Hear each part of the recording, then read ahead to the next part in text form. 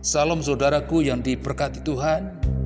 Dalam pengajaran Yesus tentang doa Bapa kami kepada murid-muridnya, Yesus mengajarkan tentang hal pengampunan. Ada kalimat yang menarik yang Yesus katakan dalam Matius pasal 6 ayat 12 berkata, "Dan ampunilah kami akan kesalahan kami, seperti kami juga mengampuni orang yang bersalah kepada kami." Saudaraku, pengampunan adalah suatu pilihan di dalam hidup kita, sedangkan penyembuhan adalah suatu proses. Saudaraku, untuk kita memulai proses penyembuhan, tentu kita harus terlebih dahulu mengampuni orang-orang yang bersalah kepada kita. Ada banyak ajaran yang Yesus tulis di dalam firman Tuhan tentang kasih karunia, kemurahan Allah, dan pengampunan tanpa syarat yang kita peroleh karena pengorbanan Yesus buat kita, saudaraku.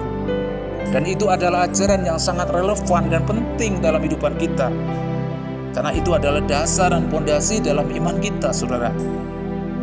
Saya sangat mengagumi orang-orang seperti Martin Luther yang rela membayar mahal untuk membuktikan kebenaran imannya bahwa Allah telah menganugerahkan karya keselamatan untuk menebus kita. Kalau kita ingin sembuh dari luka batin, tentu kita harus terlebih dahulu mengampuni mereka yang bersalah kepada kita. Mari kita mencermati betapa pentingnya mengampuni orang-orang yang bersalah kepada kita. Yesus sendiri dengan tegas mengatakan bahwa kita harus mengampuni orang yang bersalah kepada kita dengan tidak ada keraguan, dengan kita tidak ada kepura-puraan, dengan tidak ada kemunafikan, namun dengan sungguh-sungguh kita mau melepaskan pengampunan dan kita rela melupakan semua peristiwa-peristiwa yang menyakiti diri kita. Saudaraku yang kasih dalam Tuhan, memang untuk mengampuni bukanlah perkara yang mudah. Ada banyak orang yang tidak bersedia mengampuni dan tetap menyimpan sakit hati untuk selamanya. Saudaraku, kalau kita mau belajar taat kepada Bapa, taat kepada firman Tuhan, tentu kita dimampukan untuk mengampuni. Kalau kita mengampuni orang yang bersalah kepada kita, tentu kita akan menemukan sukacita yang luar biasa. Kita akan mendapatkan kebebasan dan kita akan memperoleh kedamaian di dalam jiwa kita.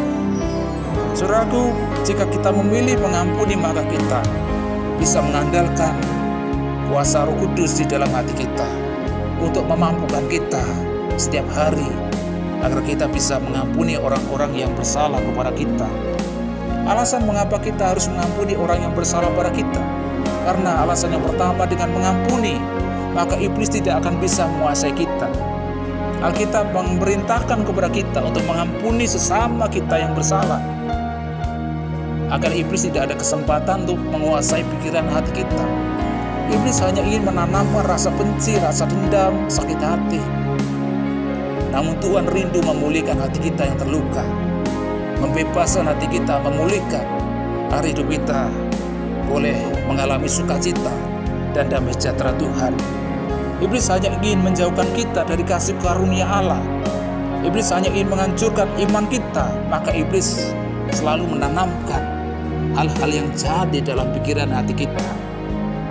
Saudaraku, yang kedua, alasan mengapa kita harus mengampuni orang yang bersalah kepada kita, agar doa kita tidak terhalang. Saudaraku, bukankah kita rindu doa kita diperhatikan dan dijawab Tuhan? Penghalang doa adalah dosa yang kita perbuat. Dosa kita timbul karena kita menyimpan kebencian, sakit hati, dendam, amarah. Namun kalau kita mau melepaskan segala hal yang jahat di dalam hati kita, kita berdamai dengan saudara kita, teman kita, orang-orang yang pernah bersalah kepada kita, maka kita akan terbebas dari semua tuduhan dan rasa bersalah. Sehingga kita ketika berdoa kepada Allah, doa kita pasti didengarkan. Karena doa orang yang benar yang dinaikkan kepada Tuhan besar kuasanya. Saudaraku, alasan yang ketiga mengapa kita diajarkan untuk mengampuni orang yang bersalah kepada kita, karena ada hukum tabur tuai yang tidak bisa dapat diubah. Saudaraku, Yesus mengajar kepada kita, barang siapa menabur, pasti dia akan menuai. Mari kita belajar menabur kebaikan selama kita hidup di dunia ini. Jangan kita menabur hal yang jahat, Kalau kita menabur kebaikan, kebenaran, maka kita akan memiliki masa depan yang indah di dalam Tuhan. Kiranya firman Tuhan menjadi berkat bagi saudara sekalian, dan kiranya kita mampu untuk belajar melakukan firman Tuhan di dalam kehidupan kita. Tuhan memberkati saudara sekalian. Amin.